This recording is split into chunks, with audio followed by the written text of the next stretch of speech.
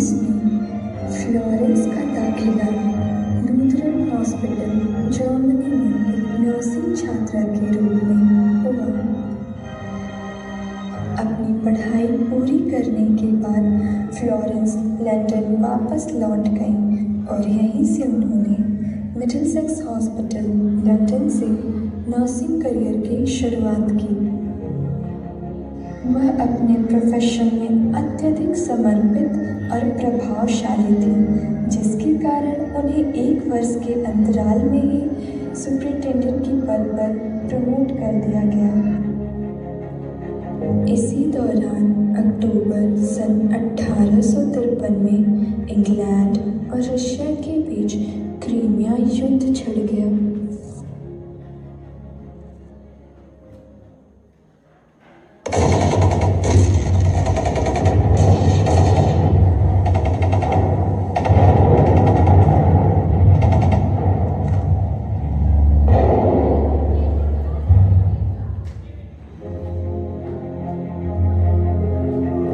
जिससे बड़े पैमाने पर सैनिक हताहत और घायल हो जाते हैं। घायल सैनिकों को विभिन्न मिलिट्री बेस कैंप में ले जाया जा रहा था, लेकिन इंग्लैंड अपने घायल सैनिकों को लेकर काफ़ी परेशान था।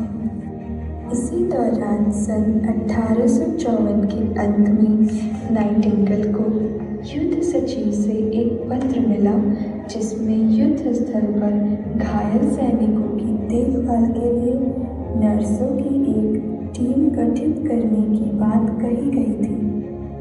नाइटिंगेल ने 34 नर्सों की एक टीम इकट्ठी की और उनके साथ टर्की चली गई, जहां उनकी ड्यूटी लगाई गई थी। जब वे टर्की पहुंची तो भीड़-भाड़ और अस्वच्छता वाले अस्पतालों को देखकर हैरान रह गई।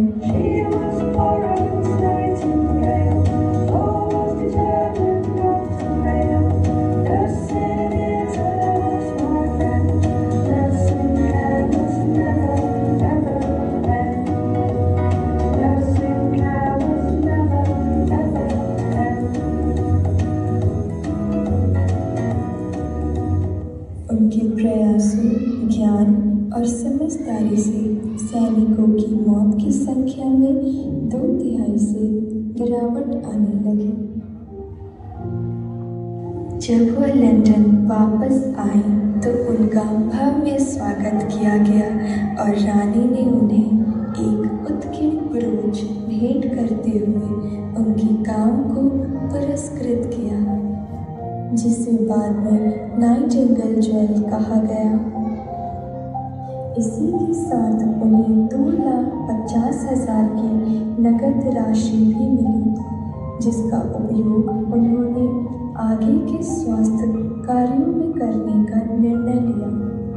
सन 1860 में उन्होंने सेंट थॉमस हॉस्पिटल की स्थापना के लिए अपनी पुरस्कार राशि का उपयोग किया और यहीं पर उन्होंने नर्सों के लिए नाइटिंगेल ट्रेनिंग स्कूल के नाम से पहला नर्सिंग प्रशिक्षण स्कूल शुरू किया।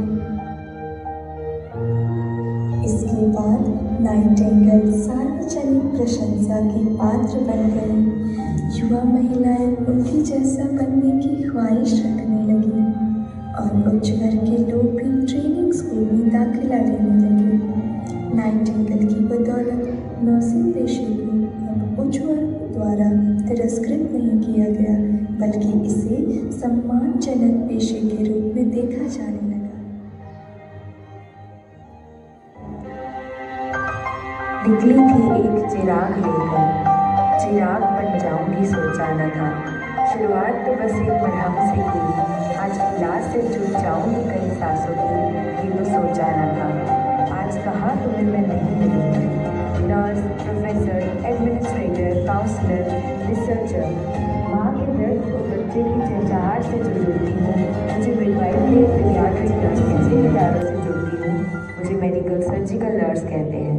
जब किसी के इमोशंस और साइकोलॉजी से जुड़ती हूँ, मुझे मेंटल हेल्थ नर्स कहते हैं। जहाँ लोगों के घरों से बीमारियों को दूर करती हूँ तो मुझे कम्युनिटी हेल्थ नर्स कहते हैं। उन सरहदों पे भी जब किसी की मुस्कुराहट बनती हूँ मुझे मिलिट्री नर्स कहते हैं। बस अपने देश में नहीं सिर्फ बल्कि फॉरेन में भी पंख अपने उड़ा बैठी हूँ। देख रहे हो एक चिराग लेकर जो निकली थी, कहाँ तक मैं उसका प्रकाश फैला चुकी हूँ।